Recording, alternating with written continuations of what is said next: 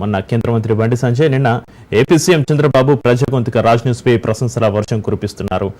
ఇక మహిళలకు అండగా రాజ్ న్యూస్ చేసిన ప్రసారాలను ఇరు రాష్ట్రాల్లోని నేతలు కొనియాడారు. మహిళలను కించపరుస్తూ మాట్లాడిన పాస్టర్ శాలెం రాజుకు వార్నింగ్ ఇస్తున్నారు. ఇక చంద్రబాబు స్పందన సంబంధించి మరింత సమాచారాన్ని మా ప్రతినిధి సూర్యప్రకాష్ లైవ్ లో అందిస్తారు. సూర్యప్రకాష్,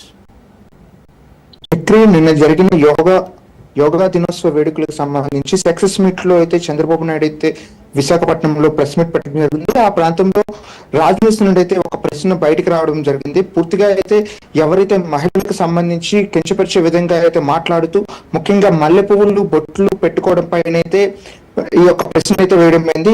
అలా వాళ్ళ మల్లెపూలు బొట్టు పెట్టుకునే వాళ్ళైతే బజారు మనుషులని అక్కడ మనం మాట్లాడలేదు, కానీ వ్యభిచారులు అనే పదం మనం వాడకుండా పూర్తిగా బొట్టు మల్లెపూలు పెట్టుకునే వాళ్ళు అనే వాళ్ళనైతే అనుచిత వ్యాఖ్యలు చేయడం అయితే వాళ్ళపైన ఎటువంటి చర్యలు తీసుకుంటారనే విషయాన్ని అయితే రాజ్ న్యూస్ అయితే ప్రశ్నించడంతో చంద్రబాబు తీటైన సమాధానం ఇచ్చారు. తాట తీస్తాం అనే పదంతో ఎవరైతే ఇటువంటి ప్రారంభనలు చేస్తారో మతానికి సంబంధించి కావచ్చు, మహిళల పైన కావచ్చు, ఎవరైతే ఇటువంటి చర్యలు కానీ మాటలు కానీ అనుచిత వ్యాఖ్యలు చేస్తారో వాళ్ళనైతే వెంటనే తాట తీస్తామని అయితే మాట్లాడేయడం జరిగింది. అదేవిధంగా ఈ తాట తీస్తాంతో పాటు ముఖ్యంగా ఎవరైతే డ్రగ్స్ కి అలవాటు పడిపోవడము, గంజాయి అలానే మాదక ద్రవ్యాలకు అలవాటు పడిపోయి మత మార్పులకు అయితే అలవాటు పడిపోయే వ్యక్తులు ఎవరైతే కొంతకాలంగా అలవాటు పడిపోయారో అది ఇప్పటికిప్పుడే మారే విధంగా అయితే ఉండదు. వాళ్ళ మెంటాలిటీ సిచ్యువేషన్ అయితే డిఫరెంట్ గా ఉండడం వల్లే ఇలా ప్రవర్తిస్తున్నారు. అలా ప్రవర్తించే వారిపైన తక్షణంగా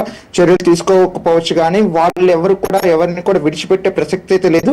వాళ్ళని పట్టుకొని వెంటనే శిక్షించడానికి అయితే ప్రభుత్వం ముందుకుంటుందని, అలాంటి ఎవరైతే ఇటువంటి చర్యలు చేస్తున్నారో అనుచిత వ్యాఖ్యలు ముఖ్యంగా మహిళల పైన ఈ శాలెం రాజు అనే వ్యక్తి ఏవైతే వ్యాఖ్యలు చేశాడో అతని పేరు ప్రస్తావించకుండానే అటువంటి ఎవరైతే మాట్లాడారో, ఎవరైతే మహిళలనైతే కించపరిచి బొట్టు అలానే మల్లెపూలనైతే అనుచిత వ్యాఖ్యలు అవి పెట్టుకునే వాళ్ళనైతే బజారు మనుషులు అంటూ కూడా వ్యాఖ్యలు చేసిన శాలెం రాజు పైన అయితే తీవ్రంగా చర్యలు తీసుకునే విధంగా అయితే స్థానికంగా అక్కడ అధికారులను కూడా తెలియజేయడం జరిగింది.